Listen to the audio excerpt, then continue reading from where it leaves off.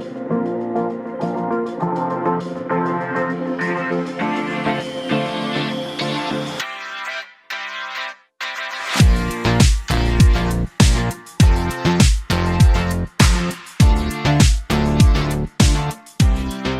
want to start by thinking about how much our world has changed, and I want to think how much that world has changed, before even the pandemic started, which I'll talk briefly about and its impact on all of this. But if you think about our world, and one way to measure change is to ask ourselves, what are the largest companies in terms of their value in the stock market? That's an indicator of what investors value. And if we go back to 2006, 14 years ago, these were the 5 largest publicly traded companies in North America: ExxonMobil, GE, Microsoft, Citigroup, and British Petroleum. You had 2 energy companies, 1 bank, a conglomerate, and 1 tech company. And if we fast forward to today, what we find is that the 5 largest publicly traded companies, 4 of them are tech companies. One is the Saudi energy giant oil company. But if you look at those top 5, Microsoft, Apple, Google, Amazon are in the top 5. If you look at what number 6 is, it's Facebook. And so we ask ourselves, what does that tell us? What does that tell us about our workplace? What does it tell us about consumer market? And I bet that most of us on this call today have used at least one of these brands, maybe in the last hour, maybe on this call right now, on the device we use. But if you think about our last day, maybe we've used more than one of these. And I think the growth of these companies, the value that people place in them, is indicative of how our world has changed. And so when I think about generational change, I don't look at it in a vacuum, because I think to understand what I call the big reset, and I think of the big reset as being applying both to the employment market, the workplace, as well as how we shop, what we buy, how we make decisions. It's really been driven by 2 key factors, right? Generational change over the last 20 or 30 years, along with technological change, which has been accelerated in part by generational change, but has also happened independent of it. And when those 2 forces come together, we get very different circumstances, expectations, preferences, and ultimately behaviors from those who use it. And I think what the pandemic has done, despite the challenges and the harm it's caused for so many people, I think the lasting impact will be it has accelerated this reset. It's accelerated these changes that we have seen, and the workplace and the expectations of workers and how they think about work will be not too far out where we would have ended up. It's just we got there much faster. And so I want us to think about those factors as we move forward. Now, when we ask Canadians, I do survey research, surveying thousands of Canadians every week in the work that we do. A few weeks ago, we asked Canadians, to what extent do you think the pandemic is going to change things? And I think a starting point is to recognize that Canadians of all ages, of all generations, believe that this pandemic requires us to rethink how we work and run the economy. I've been doing public speaking on this topic for years now. I've been going to the groups like yours and others, making the case that generational change is something we need to think about, and that employers and leaders and managers who have a mindset, who understand how younger generations think, what drives them, what role technology plays in their lives, I think we'll have an easier job at not just working with them day to day, but will ultimately be more successful in recruiting and retaining and engaging that generation and growing their business and keeping the business sustainable over the long term. That matters even more today than ever before, because of what the pandemic will mean to the workplace of the future and what people care about. In fact, if I had given this talk in January or February before the pandemic took hold, I would have talked a lot about the differences between older and younger generations, baby boomers and millennials. And I still think there are big, important differences between those groups. But one of the things I've been observing over the last number of months is that the behaviors and the preferences and the choices that those generations are making are actually coming closer together, I think. That we're being forced, all of us, to live more touchless, more digital lives. If you work in an office, you've probably been working from home more than you ever have. Maybe you're still and only going to be working from home. And all of these drivers are bringing generations closer together, to the point where that I think my mother and father, who are in their 60s living in Toronto, are now far more similar in their day-to-day lives than my sister and I, both millennials. And that's largely because they've been forced to change how they behave and how they act. So I'm going to talk about work and leadership in the millennial age, but I'm going to do it through a lens of I think, a lot of understanding of the trucking and logistics sector. I've worked closely with Trucking Human Resources, or HR Canada. We did a big survey, which I'll share some of the results for. I've presented in front of a number of the Trucking Association conferences. And so I've gotten to know the industry and those in it fairly well. And I think there's a lot that we can take from both the research we've done and the broader understanding about generational differences. Now, there's three things I want you to take from my talk today. The first is, despite everything you've heard about generational change, about different generations, I think it's always important to start at the fact that we are far more similar, whether you're a millennial like me, a Gen Z who's younger, a Gen X or a baby boomer. We're all far more similar in what we want out of life, what we want out of work. And we often over-exaggerate those differences, right?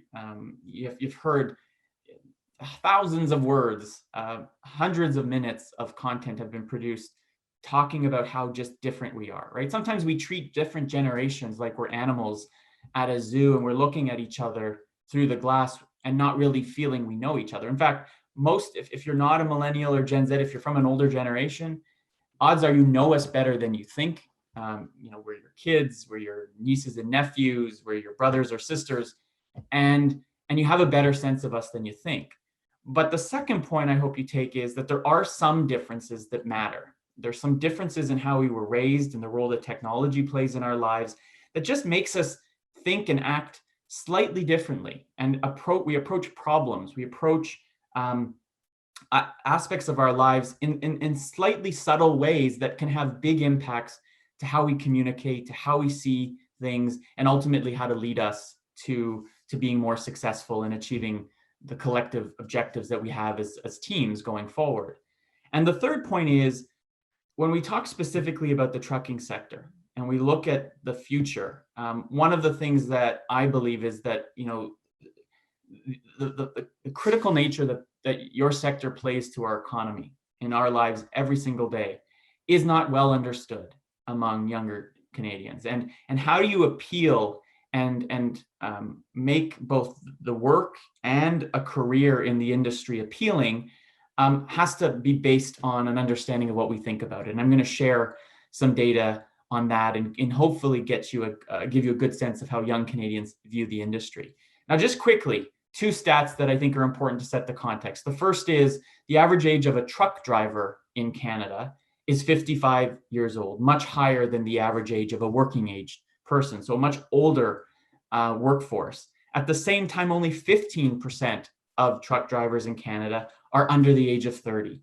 And so we're creeping fairly quickly towards a situation where there needs to be substantial generational change in the workforce. And that's going to create even more challenges, not only replacing retiring workers, and drivers, but also the conflict that can come as those workplaces become multi-generational. That's the whole point and effort of today's sessions.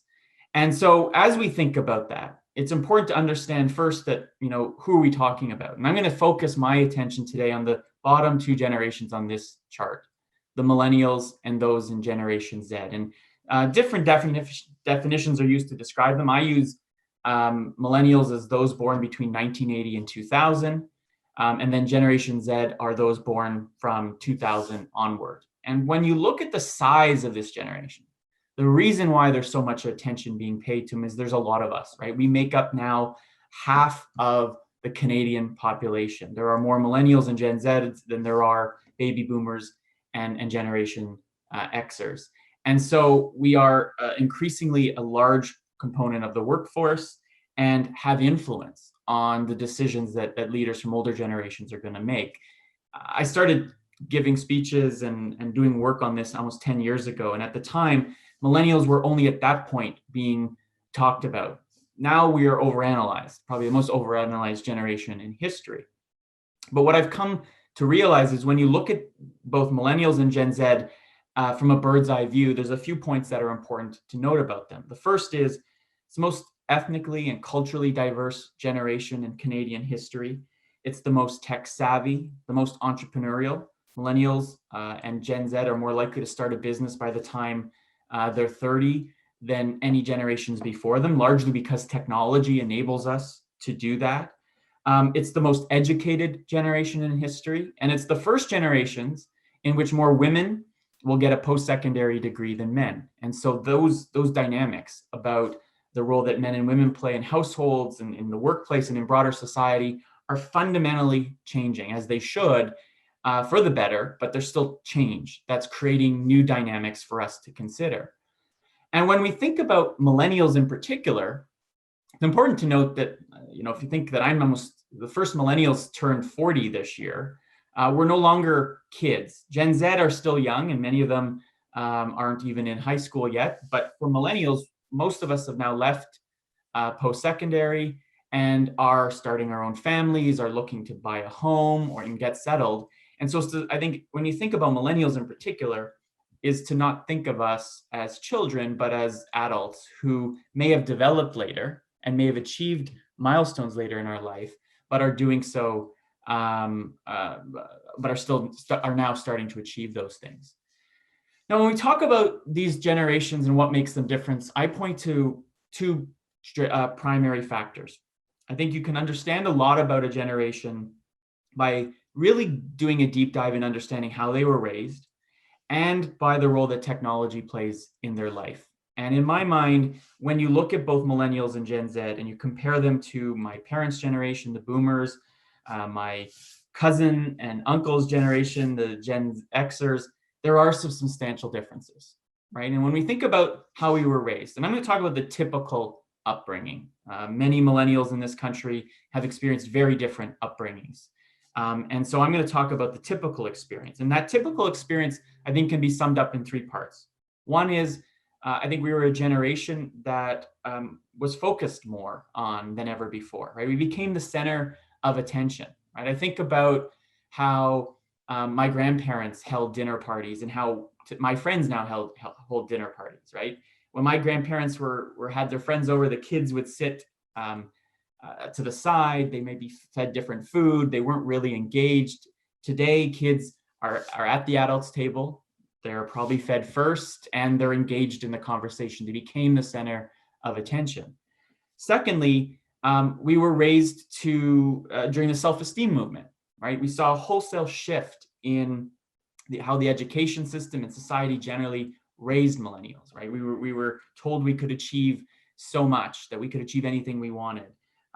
We weren't allowed to fail.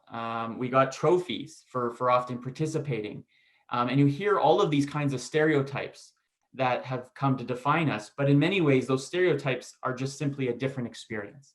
And that experience carries over into the workplace and what we expect, right? More equal relationships, being asked to be part of decisions. We were consulted for most of our lives. On top of that, I think we were in a way overprotected. I often show this, if you remember the baby on board sign, right? That appeared in the 1980s. And I don't think it was a coincidence that boomers, my parents' generation, put that sign in their cars as a signal to others to say, stay away. There's a kid here and I'm going to protect them, right? Our parents really acted like our protectors. And one person I met, a doctor, physician at one of the conferences I attended, described millennial parents as snowplows, right? They clear the way for their kids and they make things easier. And so that experience of how we were raised in a world that was far more protected, was far more equal, was more engaging, I think created a workforce that expects those same things when we get into our jobs and into the workplace. Now, at the same time, all of those shifts that we saw in how we were raised also happened at a time of immense technological advancement, right? If you think about our lives today and the role that our device plays and how much we can do with this device, and think back to even when I was in university and just got my first cell phone, how much that device has played a role in our lives, you start to understand the impact that technology has had, right? Think about how we make decisions. We no longer trust experts as much as we did. There's been a decline in deference. We now seek input from the mass, right? Think of Rotten Tomatoes or Internet Movie Database. There wouldn't be, Siskel and Ebert, if you remember them, they wouldn't really have a gig today. Nobody really cares what movie critics think. We just see what millions of people who saw the movie think, and we aggregate that up, and that guides our decision making. We also have the power to amplify good and bad events in a way that previous generations never did, right? By sharing content, we have more power to hold people in positions of authority accountable than we've ever had before. And so that power comes higher expectations and a sense of entitlement that people often feel Millennials and Gen Z have more than earlier generations. But it's not really entitlement. It's simply a different dynamic that exists. Lastly, I think technology has also changed the way we get information. And this is really important when you think about how you deliver safety programs, or how you train us, or how you get us on the same page. I often describe millennials as the just-in-time generation, and I think Gen Z is very much the same way. I don't instinctively know how to change a tire on a car, or maybe replace a button on my shirt, but I think I know, and every millennial and Gen Z knows, that YouTube will show me how, right? And so learning is something that we don't learn how to do things. We learn how to find answers to problems we anticipate are going to come down the line. And so that is another dynamic, I think, that's new and that technology has created. Another thing that's important about communication is how we get information. I live in Ottawa right now, and about 2 years ago, we had tornadoes touch down just west of the city here. And those tornadoes happened on a Friday. And luckily, most people were okay. There was some significant damage west of the city. But on Friday, the tornadoes happened. And then on Monday, about 4 days later, I got a text message from my sister, Stephanie, and she lives in Toronto. At the time she was 30. She has a child. She's an adult by all accounts. And she sends me a text and says, "Hey, David, I just heard about the tornadoes. Are you okay?" And I thought about it for a minute, and I said, I responded saying, "Oh, everything's fine. We're really lucky. We lost power for a few hours, but all good." And then I thought, well, hold on a second. Like, it took you 4 days to reach out and say everything, to see how I was doing. And so I asked, "Okay, Steph, like, everything's good, but like, what took you so long?" And her answer confirmed all the research that I've been doing and all the data. And she said to me, "Well, look, I don't subscribe to any newspapers, certainly. I didn't watch any live TV this weekend, so I didn't see any news. I don't listen to the radio. I don't have any news apps on my phone, so I didn't get any notifications. And you didn't post anything on Facebook, and I didn't talk to Mom. How would I have found out?" Right? And that story confirms the potential isolation that young people are in today, that if they are not following people who have different views or different interests, they may not be exposed to what's going on outside of their own little bubble. And so we have the tendency to have those bubbles. And I think more and more, regardless of our generation, we're seeing the role that technology plays in doing that. All of these two experiences, both technology and how we were raised, leads to what I call a shift lens, right? And understanding the shift that I think we've seen, in 5 factors that are important to understanding these new generations. The first is, as I've already alluded to, we are self-educators by nature, right? We've had access to technology and the internet for far more of our lives. And Gen Z in particular has always had access to unlimited amounts of information, that we don't rely on other people. We don't need other people, and we can always fact check at any moment. At the same time, these are 2 generations in which image matters even more than it ever has. And what I mean by image is the choices we make in our day-to-day lives, where we work, what we wear, where we shop, what we eat, for those who get married, where we get married, really matters, because we share so much of those experiences online. Like, go onto someone's Instagram feed, right? The choices of photos that we post on Instagram is meant to elicit an image of ourselves, a brand. And we're constantly thinking about curating that image and brand. Some people joke sometimes that a baby isn't born in a millennial or Gen Z world unless that photo is posted on Instagram or Facebook or Twitter or now TikTok or Snapchat, right? There's endless numbers of these platforms that people use, but being self-educators and image-driven is important. I haven't mentioned this, but by birth, as I said, we're a hopeful generation. 85% of Canadian millennials in a survey we did a few years ago said they were told growing up that they could achieve anything they wanted. But along with the pandemic and economic disruption and uncertainty around the world and climate change, we are increasingly anxious about that future, right? I know in British Columbia, particularly in the Lower Mainland, housing affordability is the top issue for millennials, right? Being able to achieve that dream of home ownership, even today, despite the worst economic recession probably in any of our lifetimes, it still feels so far and so difficult to achieve. And so that anxiousness is something to understand when you think about our state of mind and our mental health and how that plays into the work we seek and how we perform on the job. We also seek impact and passion. The survey that we did and others have confirmed that apart from pay and benefits, which are the table stakes of any driver for whether we work in particular sectors or not, feeling that we are making an impact, that the work that we do every day, that if I'm going to get up at 7 o'clock and get into work for 40 to 50 hour work weeks, at the end of the day, I've got to feel that there's some impact, that I'm making a difference in some way. Now, for some young people, that's about doing good, right? It's about solving big challenges or helping people. For others, all it needs to be is that every day somebody's noticed that I've made a difference. Somebody has communicated a benefit. I've noticed the work that I've put in. And so that need for feedback is so instinctive and so critical to these younger generations, in part because we've always had it. We've always had educators and parents and coaches and mentors giving us feedback, giving us trophies, giving us support. And a lot of that is generally positive and constructive. And so what we find in study after study is that younger generations in particular are most motivated when they get consistent and constant feedback. I find it on my own team. I lead a team of 6 millennials and Gen Zers, and I find the same way. They need constant attention and constant feedback.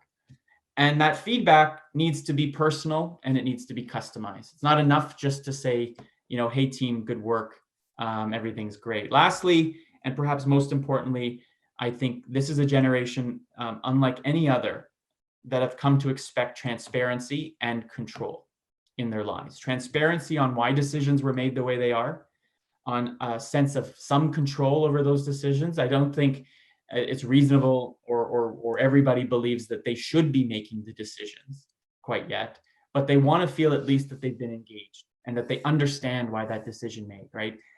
People talk about millennials, another term for them is Generation Y. I like to call them Generation Y, W, H, Y, because they're constantly asking questions. I've done some work in the military. I went out to Esquimalt at the Navy base there, and I presented to a bunch of commanding officers who have struggled to engage young recruits and young officers because they come at questions and problems and relationships in a very different way, where it used to be you don't question your commanding officer, right? You don't ask, he gives an order or she gives an order and you say why. No, that's not how the system works, but they're finding more and more that they need to be more flexible and open, and they need to have answers to questions that are asking them about why things are the way they are. And so the question that I always think about then, as it relates to your sector, is trucking millennial friendly? And millennial friendly can mean many things, but at the most it means, is it open to the mind frame that millennials and Gen Z bring to that workplace? And so we did a big study about 2 years ago with Trucking HR Canada. We interviewed 2,000 millennials across the country, aged 18 to 38, And we asked them a whole bunch of questions about the trucking sector, trying to understand what is the opportunity and how to get more people, more young people in particular, interested in working in trucking. And we used long haul trucking as the most challenging job to fill, right? And what we learned was that, in fact, there is opportunity out there, despite the challenges in finding young people to fill many jobs in the sector. We find that 12% of millennials say they are interested in a long haul trucking career. And if you actually extrapolate out, that's a lot of people open to it and are interested in it. Another 42% we would describe as not necessarily interested in long haul trucking, but interested in a more blue collar career, trades, working with their hands, not necessarily, in a creative or professional kind of office setting. And then you've got about half who say they're not interested in a blue collar career. So what do they know and think about trucking becomes the next question. And the first point is, when we ask millennials to tell us whether they have a good or negative view of the sector, and we include a number of comparator sectors: construction trades, the armed forces, manufacturing, retail, resource extraction. I mean, there's two ways to look at this chart. The first is, well, you're at the bottom of the list. Fewer millennials have positive views of the trucking industry than they do of others, right? Particularly construction, which we view as a real competitive sector for young workers in the future of the sector. But the other way to look at this chart is, well, actually, only 15% of millennials have a negative view of your industry. And this was done before the pandemic. I've got new research that shows that since the pandemic started, the impressions of the trucking industry have improved markedly, even among young people, as we've come to realize how critical and essential that sector is to getting us the goods we need in our day-to-day lives. All that being said, the views are not particularly negative, but there's also a lot of people who don't have many views at all. They don't have an image. Maybe the only image they have of the industry is, when they're on the highway or driving and they see the trucks and they hear stories about some of the safety challenges in the industry, but beyond that, they don't know very much. There's some probably strong stereotypes. When we ask young people to rank all of these industries when it comes to pay, when it comes to interesting or fulfilling, challenging work, future job prospects, the lifestyle of someone who works in the industry, how environmentally conscious they are, you can see this green bar here is where trucking falls on those rankings. And except for perhaps pay, where we see these dots of the different sectors fairly similar together, young people are generally more likely to rate trucking as lower on all of these, meaning they think that it's one of the less interesting work opportunities. There's fewer job opportunities in the future. The worker lifestyle isn't as great. There's not a lot of innovation in technology, and worst case out of all is not as environmentally conscious. And so these don't compare relatively well to these other sectors. All challenges when, if you take what I said earlier about how important image is to the choices that I think younger generations are making, it demonstrates a challenge for the industry going forward.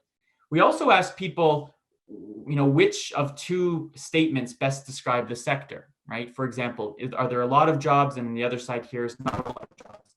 Is it a chance to travel? Not a lot of chances to travel. Is it well paid? Not well paid. And you can see that these three, almost all millennials in Canada who are interested in this sector, say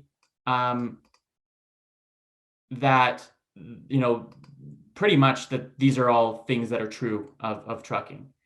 But when you look at the ones at the bottom here, good work-life balance, respected by others, for both men and women. I'm speaking to the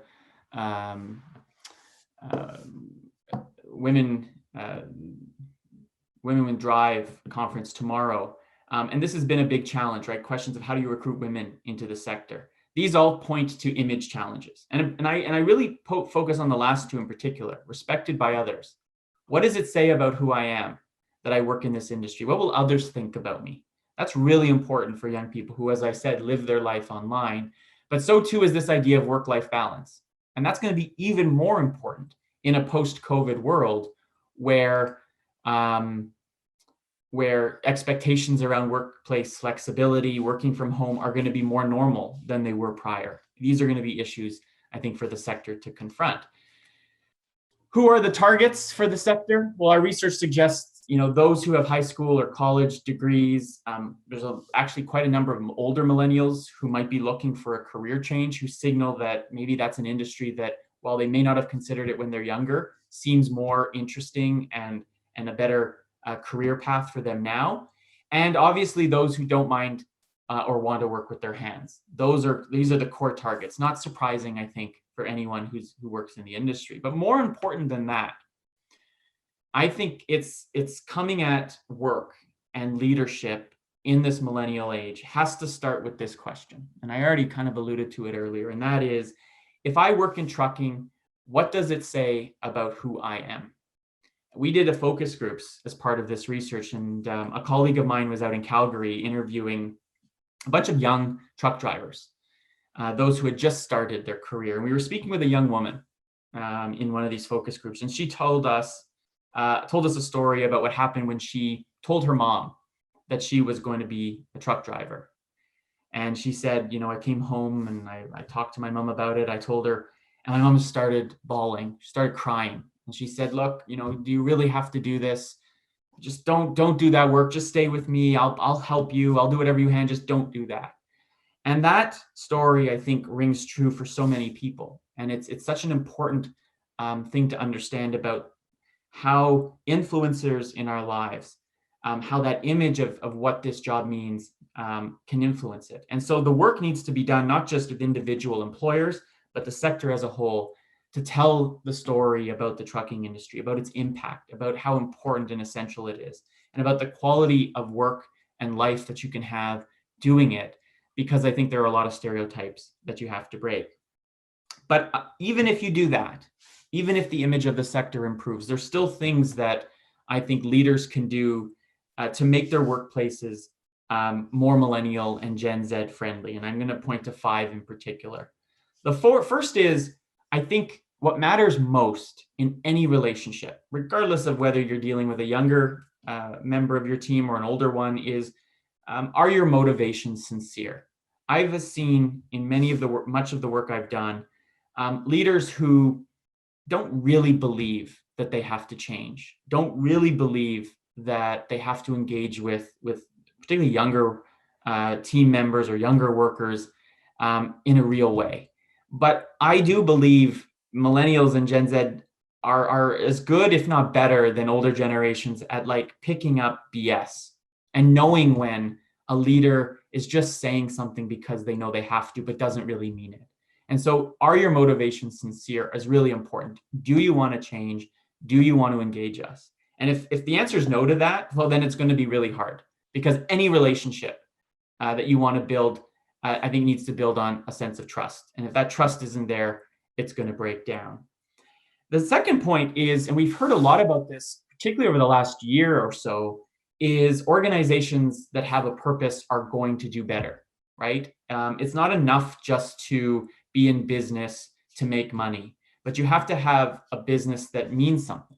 And if we think about, millennials and Gen Z really seeking work and career options and workplaces that fulfill them, that are meaningful, having a clear purpose is critical to connecting those two dots. And so I find even in my own team, I'm constantly reminding my team about why it is we do what we do as a research company, right? Our mission is to help our clients make better decisions. And so every day we come to work using data and research tools to try to find out how answers that help our clients, who are leaders themselves, make better decisions. That's our purpose, right? That's what keeps my team motivated. It's not just about a paycheck. It's not just about profit or making money. And so having a clear purpose and articulating it and stating it over and over, I think is going to be much more effective. And the same is true on a team, right? You can apply the same philosophy to how you lead a team of 5 than how you lead a team of 50.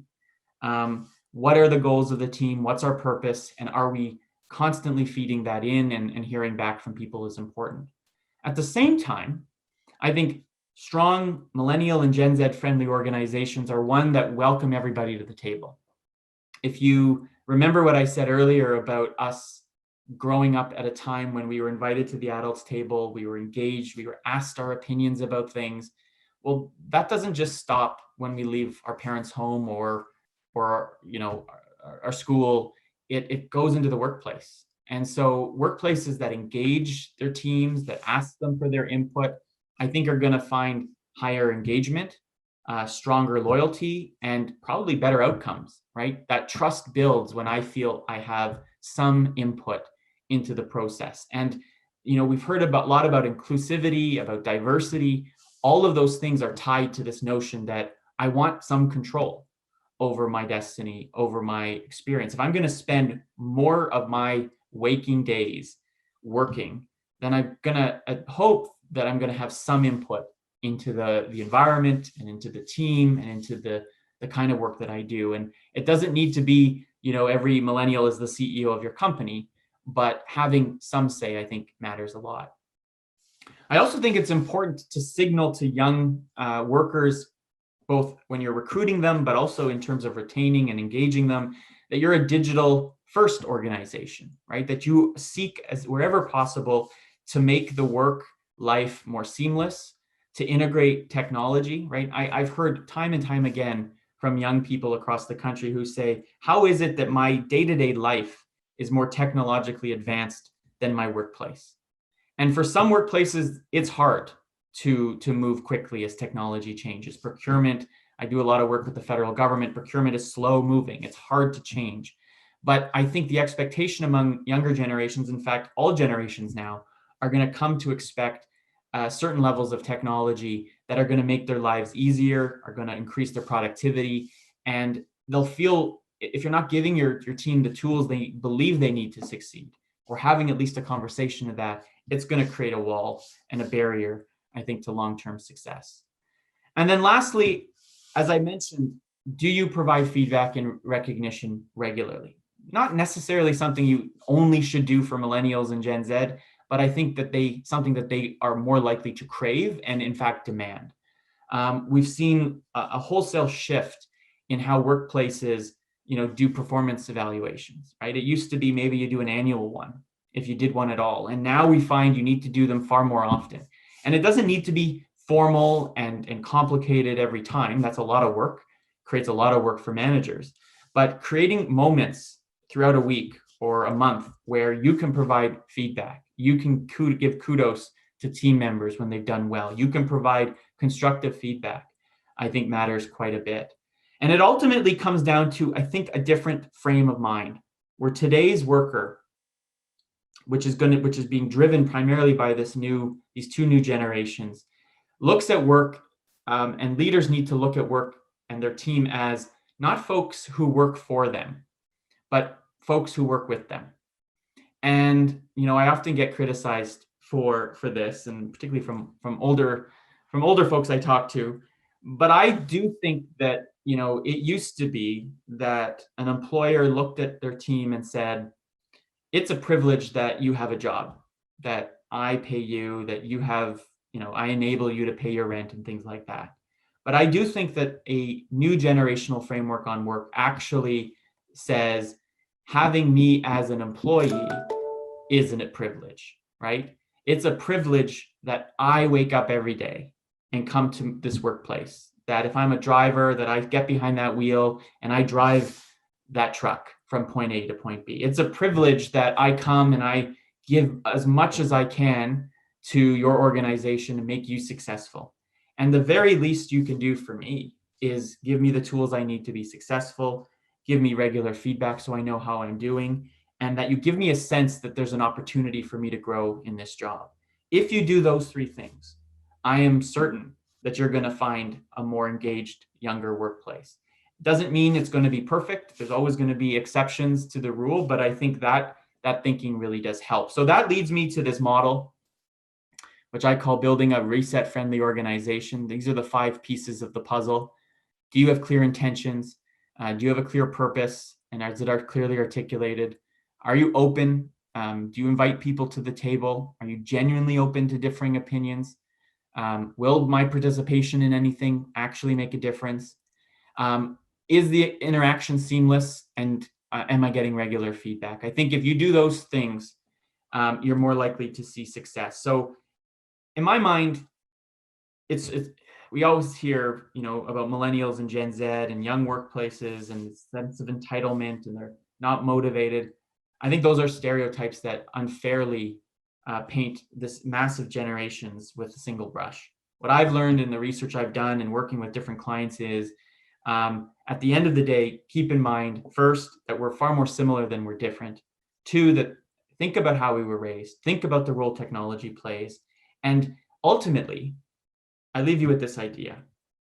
If you're in your 50s, let's say, you don't want to ever go back to the workplace of the 1890s, right? You don't want to go to those factories. They weren't safe.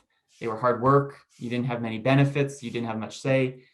I think millennials and Gen Z think about the world and say, I don't want to work in the workplace of the 1990s. And so evolution is constant, and the workplace that we're going to see, I think, is going to be better and stronger because millennials and Gen Z are kind of forcing that change. And I think those that change and embrace it are ultimately going to be the most successful.